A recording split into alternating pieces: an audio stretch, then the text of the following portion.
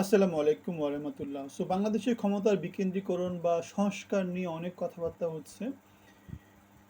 ক্ষমতা বিকেন্দ্রীকরণ করা মানে কি? আমাদের প্রধানমন্ত্রীর হাতে সর্বময় ক্ষমতা থাকে। সেই ক্ষমতাটা যদি আমরা রাষ্ট্রপতি, শাসন বিভাগ, বিচার বিভাগ এবং আইন প্রণয়ন বিভাগ এদের মধ্যে যদি ভাগ করে দিতে পারি এবং তাহলে কেউ স্বৈরাচার হতে পারে না, ফ্যাসিজম কায়েম করার মতো সামর্থ্য তারা রাখবে না।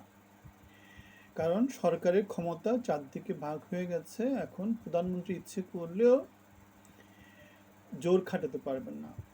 সো সেই কনসেপ্টে নতুন একটা কনসেপ্ট আসছে, সেটা হচ্ছে রাষ্ট্রপতিকে আরও ক্ষমতায়িত করতে এবং রাষ্ট্রপতির সরাসরি নির্বাচনের মাধ্যমে নির্বাচিত হওয়ার বিধান চালু করা। খুব ভালো একটা যুক্তিযুক্ত ধারণা। যেহেতু রাজনৈতিক দলগুলো নির্বাচনে যাবে এবং তারা প্রধানমন্ত্রী হবে, তারা রাষ্ট্রপতি নির্বাচিত করবে, সুতরাং এখানে যেটা করতে পারে সেটা হচ্ছে রাষ্ট্রপতিকে তারা নির্বাচনের আগেও তারা বলে দিতে পারে যে আমরা একে রাষ্ট্রপতি বানাবো। সো আমেরিকাতে যেটা হয়, আমেরিকাতে প্রেসিডেন্ট এবং ভাইস প্রেসিডেন্ট যে রানিং মেট হিসেবে যারা মোটামুটি নির্বাচন করে, বাংলাদেশেও ওই কনসেপ্টটা চালু করতে পারে যে আমি যদি নির্বাচিত হই, এই হবে আমার প্রধানমন্ত্রী, এই হবে আমার প্রেসিডেন্ট। তাহলে জনগণ আগে থেকে জানতে পারে যে তাদের প্রেসিডেন্ট কী হবে, তাদের প্রধানমন্ত্রী কী হবে, এবং জনগণ যোগ্য নেতাকে তখন ভোট দিতে পারে।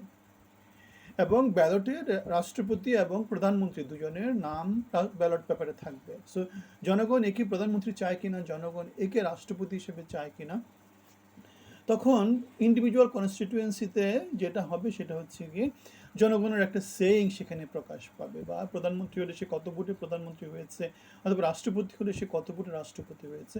সুতরাং একই ব্যালটের মধ্যে আমরা এই জিনিসটাকে ইনক্লুড করতে পারি, একই নির্বাচনের মধ্যে আমরা এই জিনিসটাকে ইনক্লুড করতে পারি। যেটা হবে সেটা হচ্ছে জনগণের সেইংটা সেখানে প্রকাশ পাবে, এবং যোগ্যতম প্রার্থী অন্য কেউ ইলেক্টেড হয়ে আসতে পারবে না। দলের পদাধিকার বলে কেউ ক্ষমতা নিতে পারবে না, তাকে পরীক্ষা দিয়ে উঠে আসতে হবে।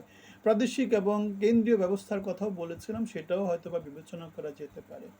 সো বাংলাদেশকে সংস্কার করতে হলে এরকম গঠনমূলক অনেক অনেক আইডিয়া আমাদের সামনে আসতে হবে, এবং রাজনৈতিক দলগুলো সহ আমাদের জনগোষ্ঠীর ঐক্যমত্য প্রয়োজন।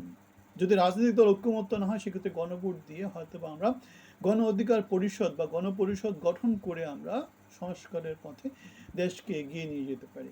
কারণ বাংলাদেশকে সবার উপরে আমাদের প্রাধান্য দেওয়া উচিত, অন্য কিছু না। আপনার মতামত থাকলে জানাবেন। ভালো থাকবেন, ধন্যবাদ।